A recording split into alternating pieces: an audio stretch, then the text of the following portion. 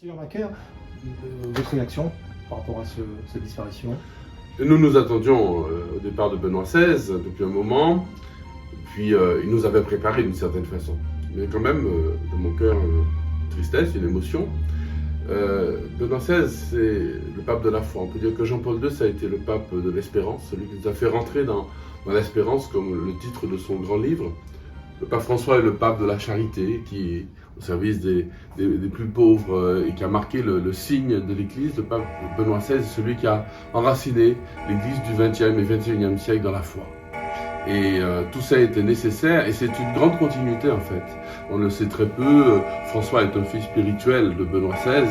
Alors on joue souvent sur une différence de positionnement, etc. Tout cela est faux. Une différence de personnalité, bien sûr, d'histoire personnelle entre les papes, mais il y a une grande continuité de l'Évangile. Et Benoît XVI, pour moi, a été celui qui a le plus marqué ma vie de prêtre et de théologien moi-même. Ses textes et ses discours sont mes livres de chevet. J'y trouve l'inspiration pour mes catéchèses, pour mes enseignements, pour mes homélies, parce qu'il y a tout. Et c'est vraiment très clairement expliqué. Donc pour moi, c'est Benoît le Grand, Benoît le grand Benoît XVI.